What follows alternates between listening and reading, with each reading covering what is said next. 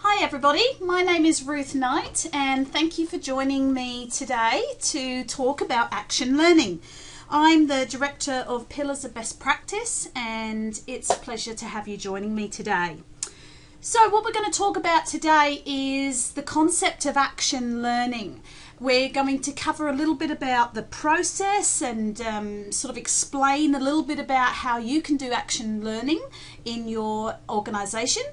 We're going to look at why you should possibly do action learning and the benefits for you. And we're also going to touch on what communities of practice is. So just a little bit of general information about action learning. I can't cover everything today, but I've picked out the best stuff that is going to help you understand what action learning is all about and why you should be doing it in your organisation.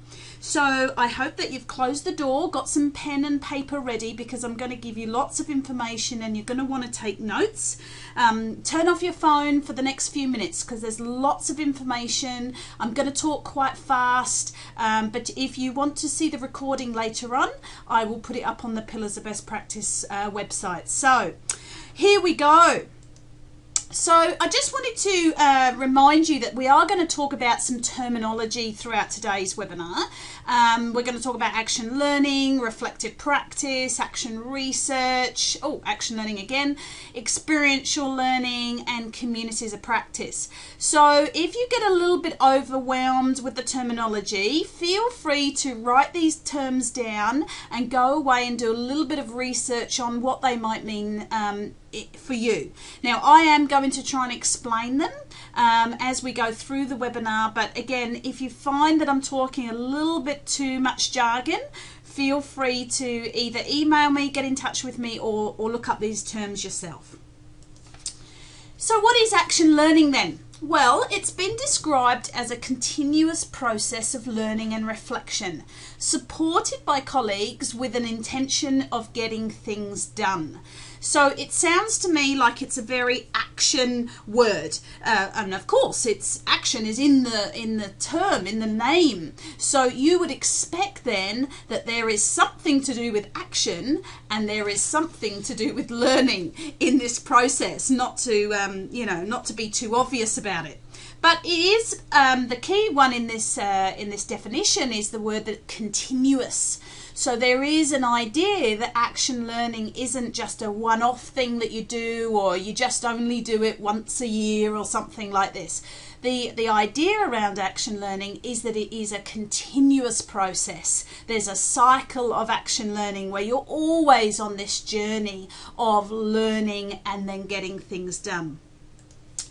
So it is a reflective process, which means that you are looking at what you've been doing, or you're looking at the scenarios in which you work, and you're using those to inquire, discuss and change things, because there is an emphasis on the fact that we can always do things better when we reflect and when we discuss and when we search for solutions to real problems, because there's also action learning is a lot about looking at what's not going so well, or what are the challenges within your workplace. And there is definitely an emphasis on looking for ways to improve what you're doing, because who doesn't want to get more effective and efficient in your work? It's not only good for you, but it's good for your organization, and it's definitely good for your clients or the people that you're working with.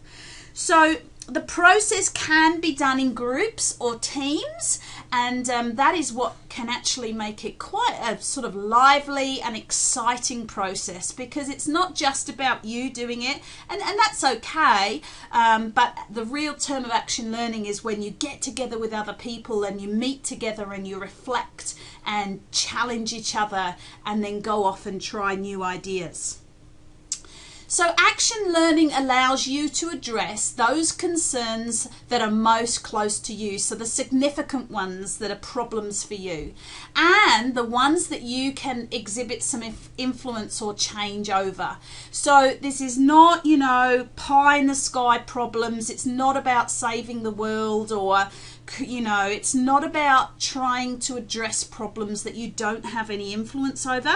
It's actually meant to be about topics topics that you're living in, you know, is a reality to you, and problems that you want to solve and that you can potentially solve. So we really want this to be a very realistic process and things that are affecting you right now.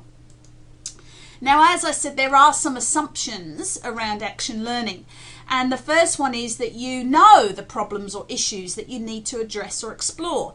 So you actually have to think about, if I'm going to do action learning, do I know that I need to be better at what I do? Because if you think you have got it all sorted, if you are the best person in the world and you don't need to improve on anything, well, then maybe action research isn't for you. But if you know that you could be doing things better, that there are more effective and efficient ways of doing things in your work, well, then obviously action research is a great process. There's also the assumption that you can become more effective when you examine and assess your own work and consider ways of working differently. So I suppose what that means is that you have to be open to change. If you don't want to change what you're doing, and if you're a natural resistor to change, then this is going to be a hard process for you, because this is all about being willing to have a look at new ways of doing things. And also, colleagues can help each other by working collaboratively. Because action learning is usually done in teams and groups, there is a sense that you can learn from other people. It's not just about you. You're not the ones with all the answers. Other people can help you reflect. Other people can give you ideas, and they can challenge you and make suggestions, and you can work collaboratively with other people. So you have to, again, want to be able to do this as a group process. And also there's the assumption that action learning can in fact improve your professional practice, that this is a good process. And I'll talk to you in a moment the background of action learning, but it's been done in businesses and organisations and in every sector really for years. So it's not brand new, and it's probably likely that you're already doing it anyway. You're just not doing it in a very formal way like action learning is. So really, as long as you understand that this process can improve your practice, then there's no reason why you can't give it a go. So, action learning is all about a quest to discover, explore, and improve our workplaces. And, you know, it's a fantastic culture that you can develop in your organisation if people understand that continuous improvement is all about getting better at what we do all the time. And it's done through lots of ways, obviously. It's not just action learning, but action learning is a fantastic way of facilitating that reflective practice and continuous improvement. So the idea and the theory behind this is that action informs reflection. So you've got to be able to have actually done something to be able to reflect on it.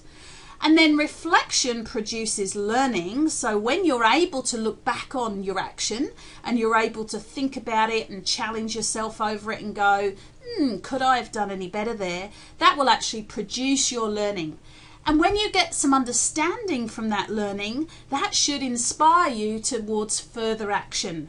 So as you can see, you're on this continual pathway of doing something, reflecting, learning, understanding, and then new action. Now, where does this all come from then? Well, often it's accredited in the first place to a gentleman called Kurt Lewin. He was a social psychologist and educator, and he worked a lot on a term called action research throughout the 1940s in the United States. And he's actually, as I said, credited with coining the term action research to describe work that did not separate the investigation from the action needed to solve the problem. So he was really into Greek processes and particularly change management. He's one of the gurus in change management, because he started to think and himself reflect on how are we going to get people better at what getting them to do better better at what they're doing. And so he started this whole idea that you could reflect on information and action, and then you could learn from that and do more new stuff. And so the concept is not new. As I said, this has been going for a few years. But the person who really termed action learning, which was a little bit on from the action research, was coined by a gentleman called Reg Revans. Now, he worked in a lot of different organisations. He was an academic, he was a management consultant, and funnily enough, he was also a long jumper who represented Britain in the 1928 Summer Olympics. So you can see from his wide base of knowledge and understanding is that he was learning a lot about how to get better at what you do. And he strongly held the view that the key to improving performance didn't lay with the experts particularly, but with the practitioners themselves.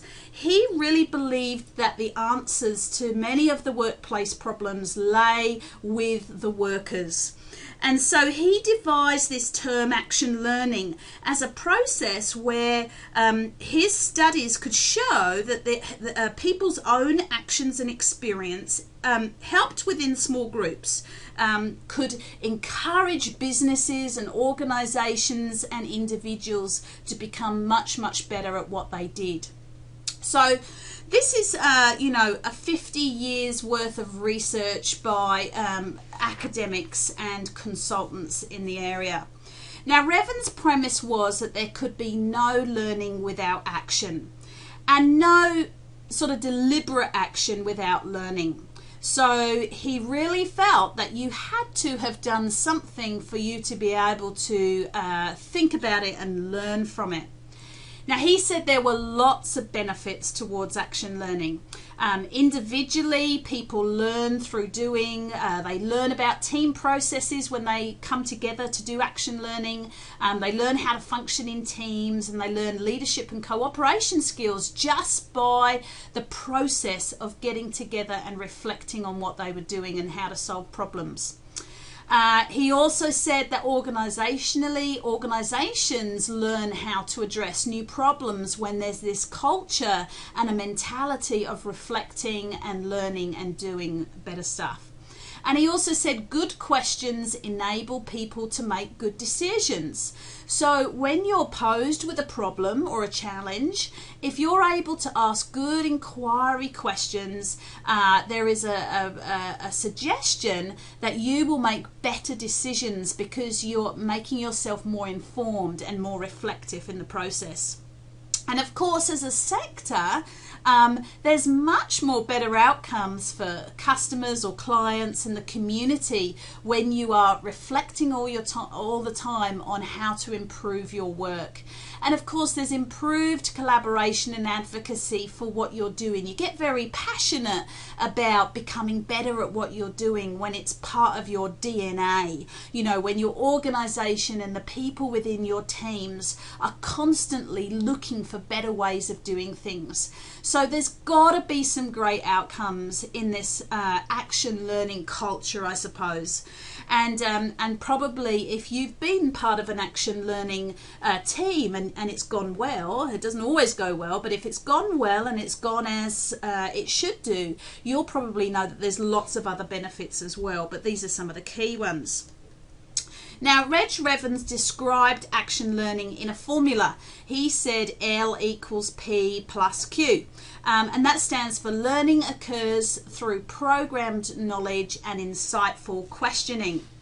So he didn't sort of dismiss traditional learning, but he said that it had to come hand in hand with insightful questioning from the practitioner. So this is not about throwing out your traditional forms of learning. It's still really important that you do go to training and you do have sort of more formal types of instruction. But to get really good learning from that, Revens was suggesting that you needed to have this insightful questioning or this reflective practice at the same time to make it really meaningful. So action learning is always a team effort. There's always been an emphasis on the fact that it isn't done just as an individual or by an individual. It has to be done in teams or groups. Now, Revens actually called them sets. And sometimes it's still called sets today as the traditional term, but you certainly don't have to call them sets these days. And he called them sets just because team concepts hadn't really been developed at that time. So, you know, you can call it whatever you like. And communities of practice is what I'm going to talk to you about later, which is a more sort of modern terminology for this action learning group. But it's totally up to you. But if you hear the word sets, that is where it comes from.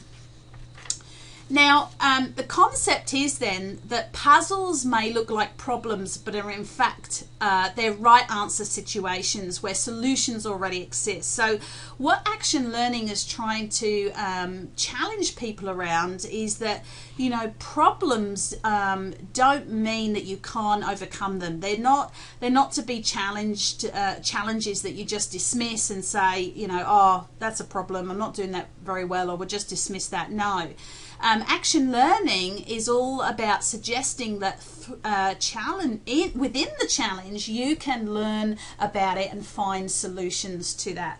So it's a very interesting concept and a mindset that people have to get their head around and start to go, wow, this is really challenging, but together and through reflective practice we can understand some solutions.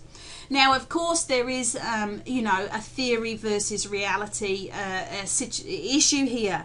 You know, now the theory is that the problem often lies outside the expertise and knowledge of some or all of the team members, and often in a workplace you will come up against a problem and the first thing you do is you say, now who can share that, you know, that info? We'll have to get an expert in, or a consultant, or a manager, or someone who's, you know, better than me, or more qualified than me.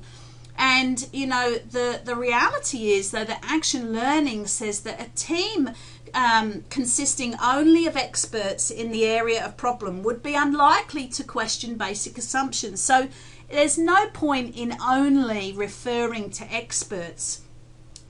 Action learning is all about getting people together from different backgrounds, maybe different qualifications, but certainly peer-to-peer is excellent for action research, action learning. And you don't need to feel that you've always got to consult with an expert or a consultant. Sometimes it's good, and I'm certainly not saying you don't not do that, but the concept around action learning is that you don't need to do that. That often the answer to your problems lie within your peer group. Now, so the key principles around action learning is that the problem must be real and challenging for you, that solving the problem should be a happy but collateral result, that planning, action and learning must be intentional, and there must be a safe environment for learning. So it's got to be something that you want to do, and clearly at this stage it is a formal process. Action, and I mean, it can become informal eventually as the culture of the organization embraces action learning. But in this scenario, we're actually talking about quite a formal process of learning, but in a very different way than having someone teach you or facilitate and tell you something that you don't know. So the core values are that action learning is voluntary. There's no point in trying to make people do this. They will come unwillingly, they will be resistant, the process won't go well, and often if you've been involved in action learning that hasn't gone very well, it's because people have been made to come along or they've been made to participate. So it's really important that people want to be there. It's also really important to focus on the issue because, you know, when you get a group of people together having a cup of tea, you can really go off focus very, very easily. So it has to be quite determined and focused situation and discussion. There must be support and challenge because this is about pushing people. It's about challenging people's mindsets and ideas and, you know, but doing that in a very supportive way. But if everybody just comes and feels there's no outcomes from action learning, it will very quickly diminish and people won't want to be part of it. And also confidentiality and trust.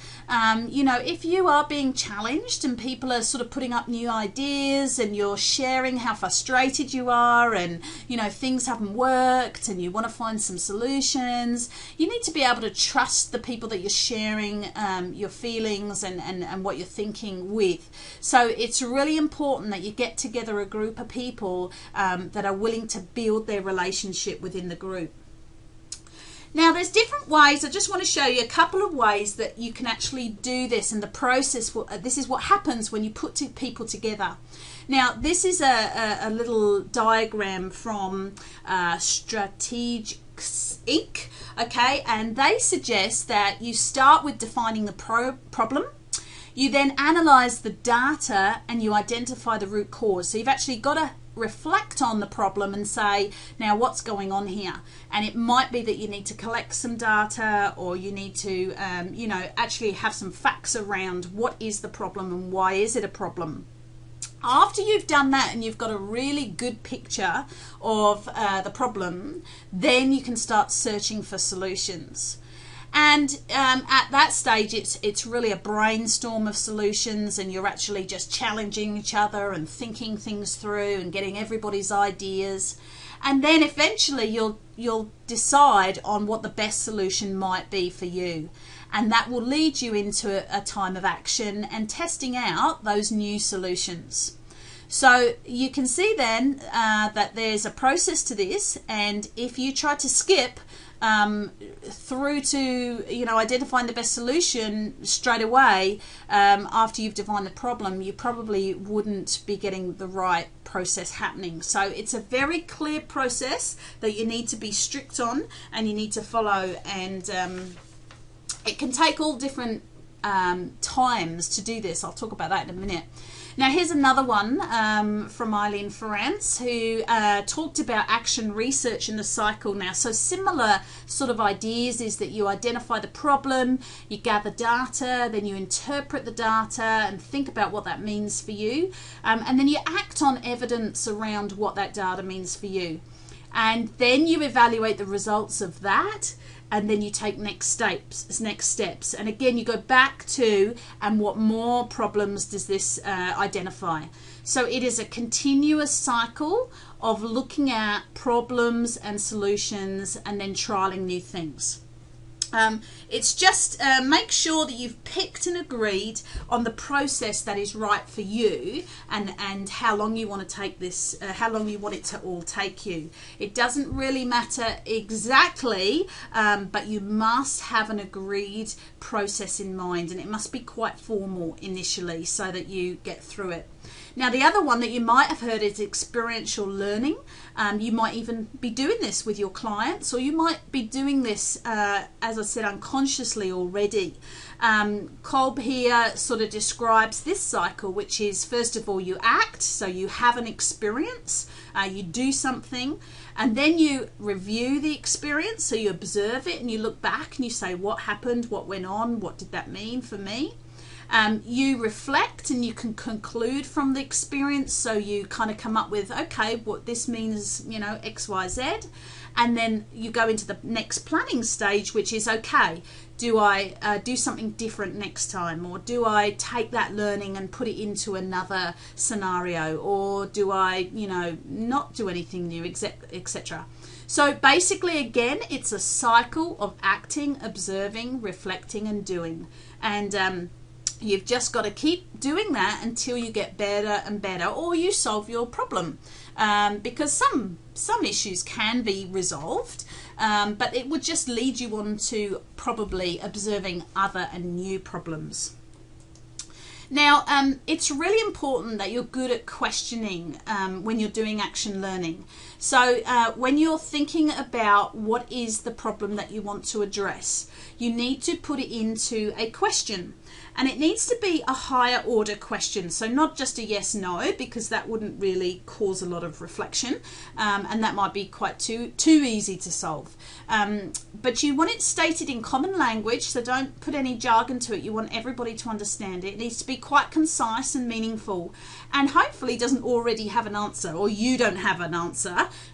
Obviously you want an answer to be out there, but this is about you not having an answer yet. Okay, so you don't know how to improve on this thing or how to solve this issue. Okay, now really useful ways of thinking about how you're going to come up with this question about what you're going to address is to use these types of questions, which is, you know, what am I trying to do? What can I do about it? Who cares? What do others feel about this? Who else can help? What have I learned about this? And what do I need to learn? So these are questions that will help you decide if action learning or the question or the problem that you're taking to action learning is going to be helpful and meaningful to you and to your work. Because the last thing you want to do is feel that action learning is a waste of your time. I mean, your organisation won't support you wasting time, I'm sure. So you've really got to make sure that the question that you're reflecting on and you're addressing is meaningful to you and your organisation. Now, you don't have to do just one question at a time or one problem at a time. You can actually maybe decide to do a number, especially if there's a big group of you and you've got different interests and different topics. So you might want to address quite a few problems simultaneously, and it might be that you come together for part of the meeting and then you split off into groups, and it just really depends on your time, your resources, and who's in your group.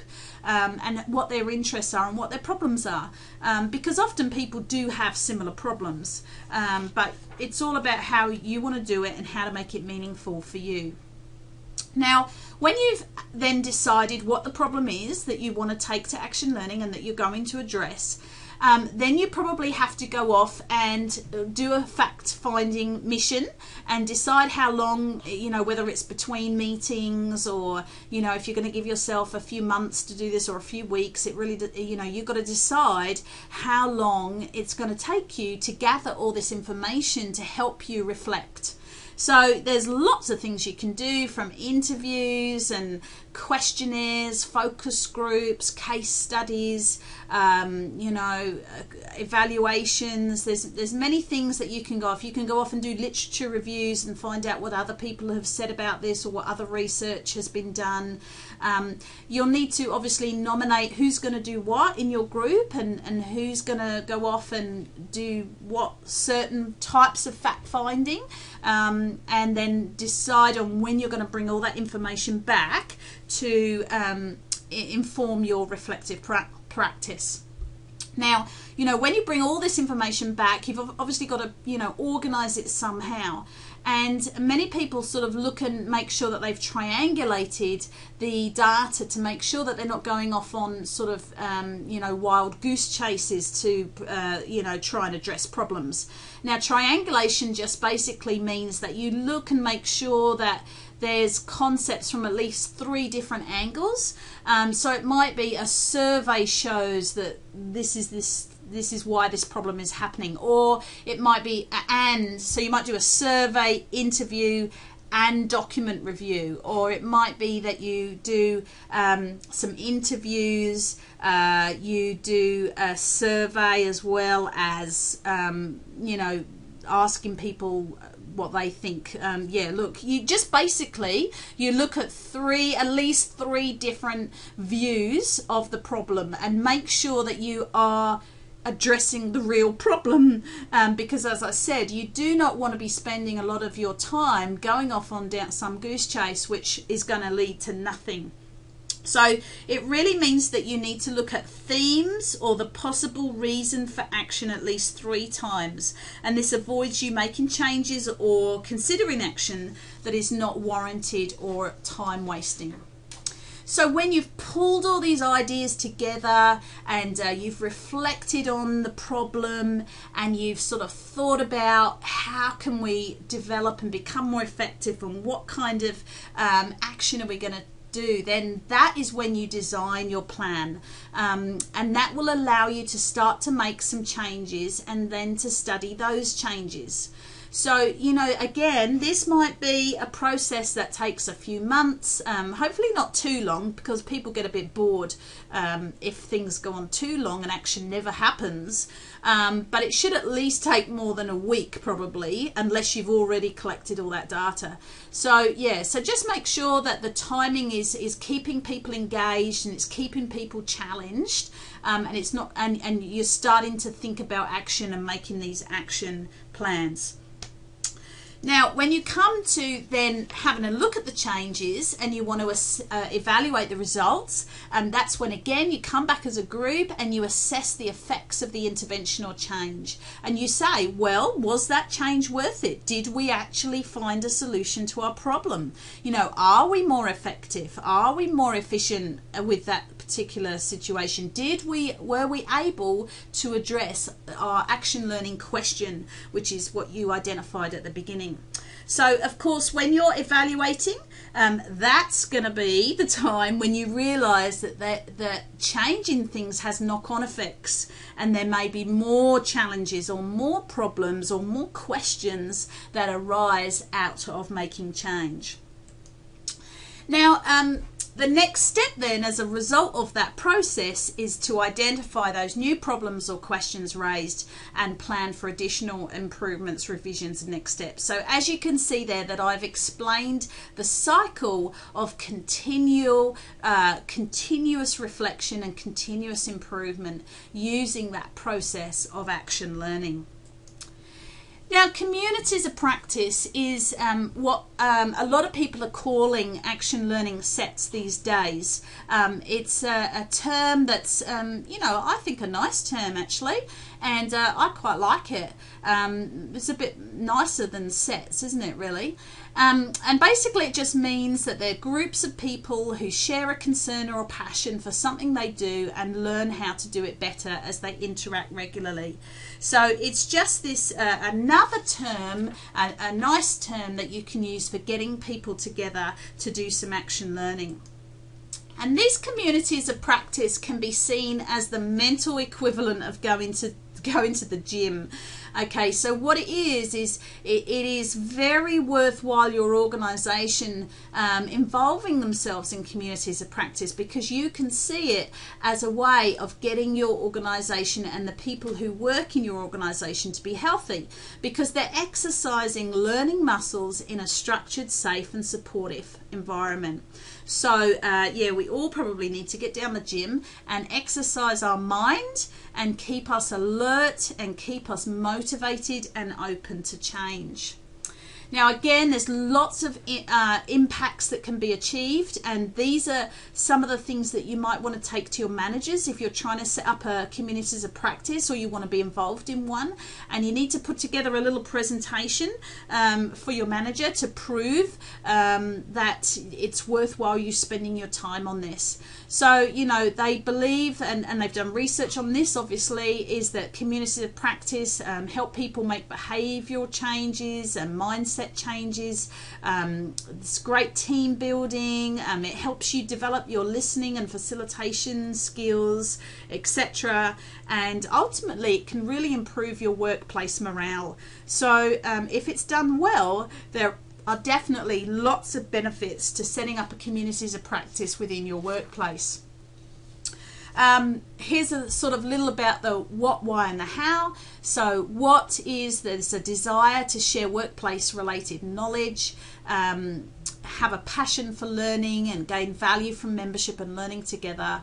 And why? Because it provides a means for sharing information freely, provides a means for networking and relationship building, and it can increase knowledge and the ability to change your practice. So this is all done through the process of continuously communicating, researching and learning, problem solving and reflective practice and learning together. So there's so many benefits. I could go on, but I think that's what sort of is a snapshot. And so really, if you're talking to your manager about this, you can tell them that the benefits happen on 3 different levels. People learn about the issue that's being tackled. They learn about what is being learned and reflect on, and they also learn about the process of learning itself. Okay, so we're kind of learning to learn, and it doesn't stop at high school, that's not when you should stop learning how to learn. We have to continually learn how to learn, and that means that we can take it into all parts of our job and our workplace. And that's what I alluded to earlier, is that once people get into this and they start to get really good at it, it will then start to be part of the culture. And you'll start to realize that people are doing this process sort of unconsciously throughout their work time. And they're starting to always look at how they're doing things and trying to look for better ways. And they're being much more open to change in every area of their work. And that has significant benefits for the organisation and the individual, but that is another webinar, so I can't go into that too now, but it is very definitely has a lot of impact. Now, I just want to quickly talk about how you might set up a communities of practice then. So you can first of all think about who you would like to participate in this group. It might be peers from different departments or even the same department. It could be peers from different organisations where you invite different people to come and meet together. It might be leadership teams, or it might be professionals who do similar work, or it might be teams responsible for strategic change, for instance. Okay, so you've really got to think about what is the purpose, or what are the kind of questions that, and what are the kind of objectives that we might have, and so who would you invite along. So think about who you're going to invite, and then once you get them together, then you've got to think about how you're going to work together in this action learning or communities of practice. So things to avoid is don't impose your values, views or opinions, even if you're from different organisations, different departments, different qualifications. I mean, you've got to be very careful about sort of thinking that you're right. Okay, this is about being open to other people's views and opinions. Don't be judgmental, don't criticise or trivialise what other people are saying, and don't give advice, because this isn't about you being the expert or someone else being the expert and training. This is a different way of doing things. So it's not about advice, it's about exploring and discussion and challenging. Now, when you first meet and you set yourself up as a group, and sort of you should remind yourself about these all the way through, but you should always have some ground rules about how you're going to work together.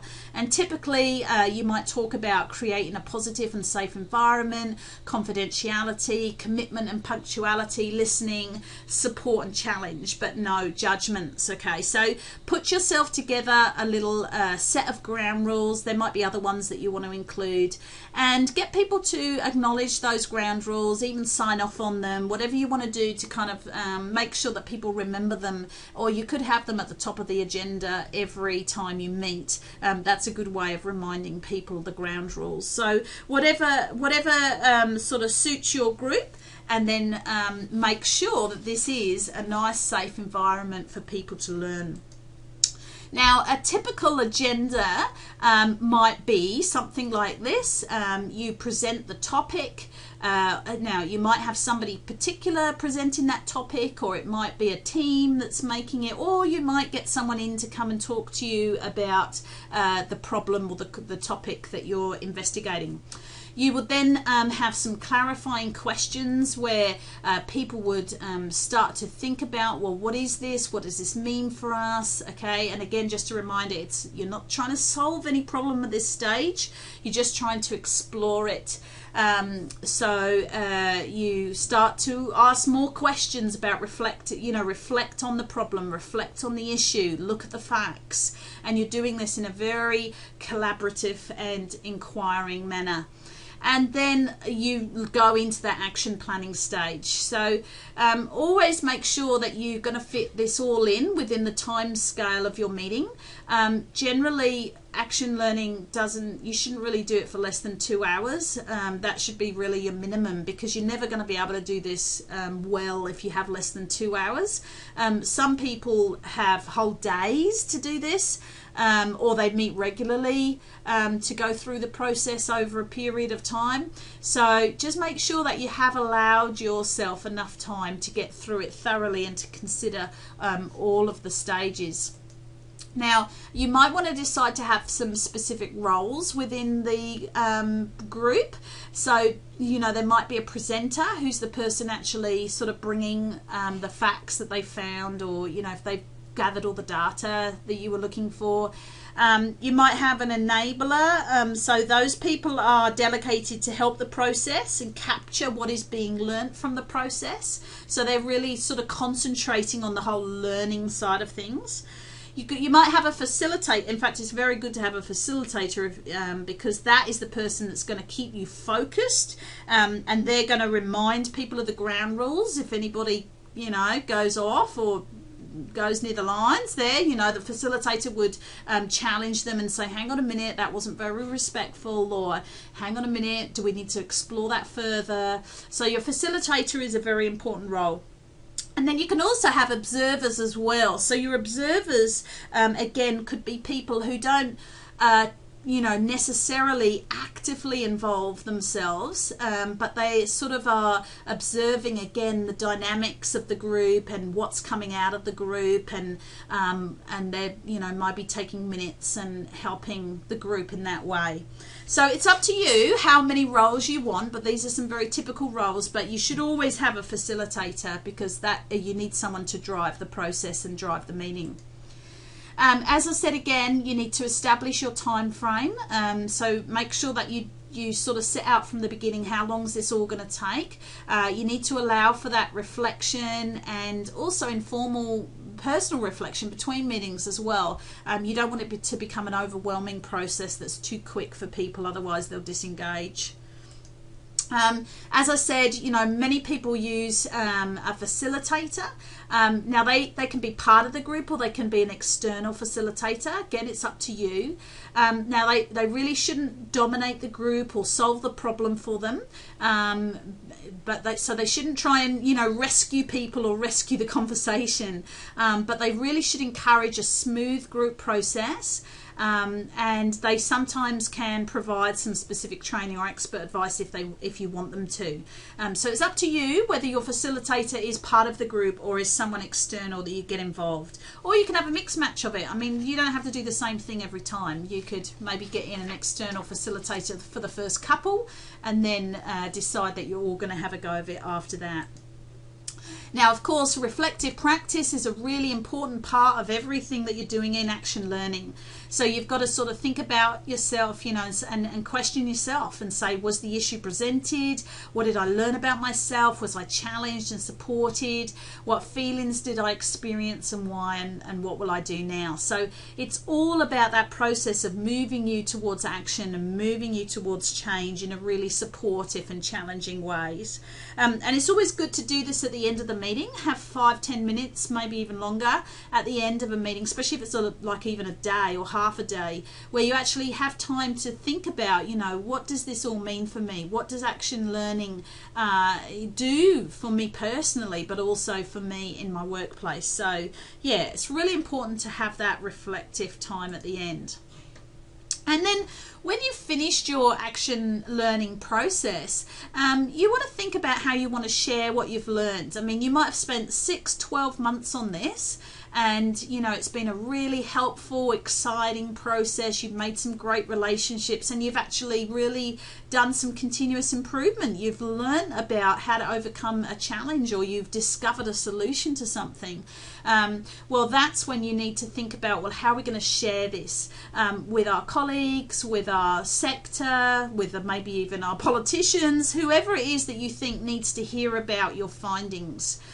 It could be that you do a report, but it could be that you could do a presentation or a workshop, or you could write it down somehow. So think about, you know, how at the end of the day you want to share what you've learned. And you can be creative.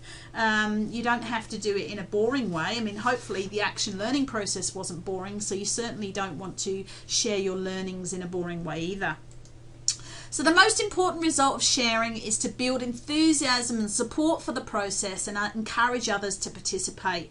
So, you know, the first action learning that you get involved in might be quite small. It might be just over a couple of months. It might be just some very tiny little problems or one problem.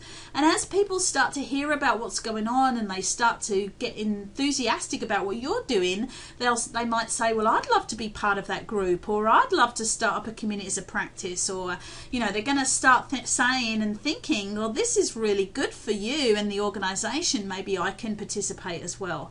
So hopefully this will start to gain momentum within your organisation or within your sector.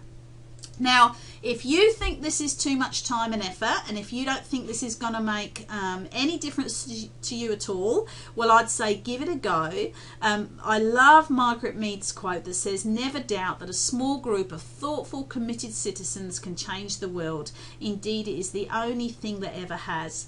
So if your organisation has low morale, or you're not going anywhere, or you don't feel like you're succeeding much, or you're not having any outcomes for your clients, you know what? Why don't you start a community as a practice? Why don't you just start this process and see where it leads?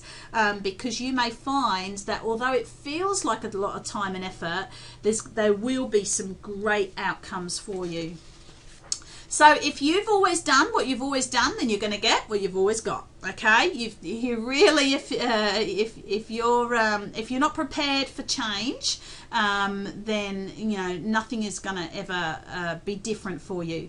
And you can't change other people; you can only change yourself. So there's a heavy emphasis on responsibility here and accountability. This is about you and what you want to get out of learning and growing as a professional and as a person.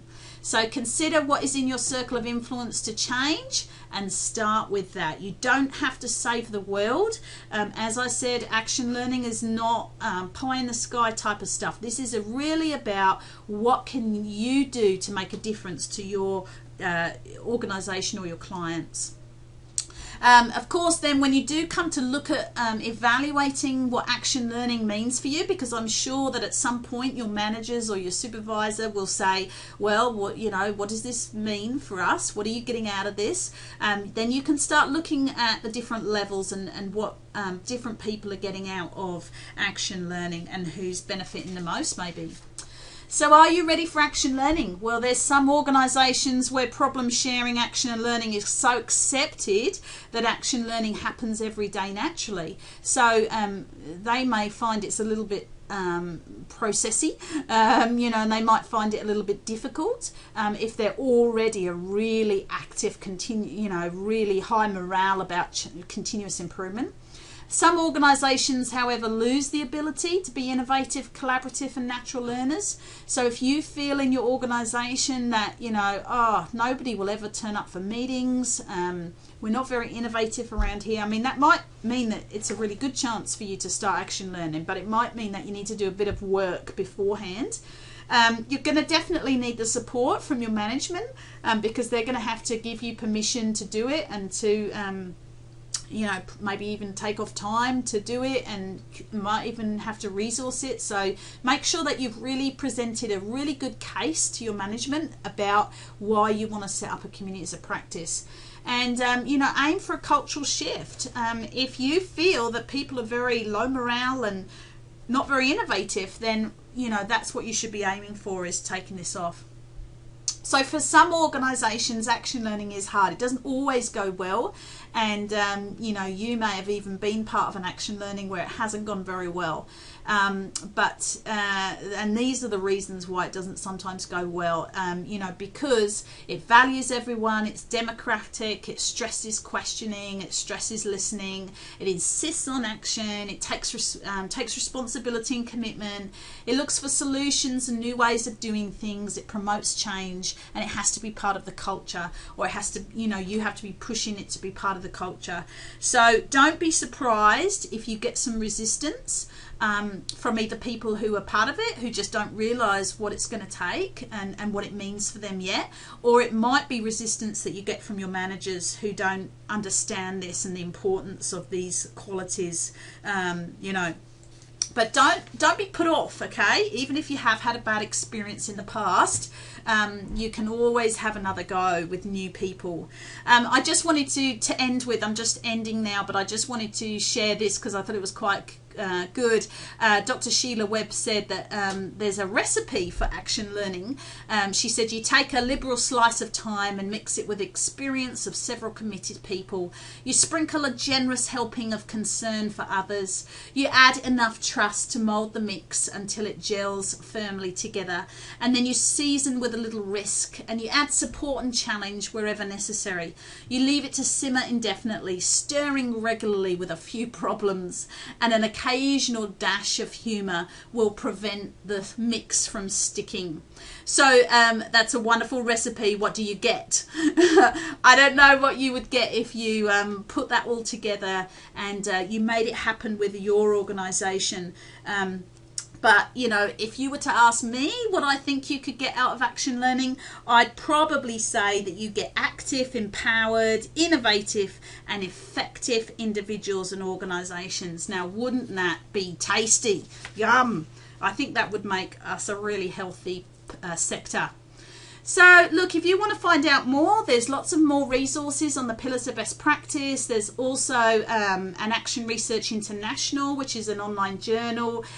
There's lots of guides and books, and just Google action learning. You'll find lots of information more on the website and the web, and books out there. Yeah, you'll find lots of information out there to help you on this journey.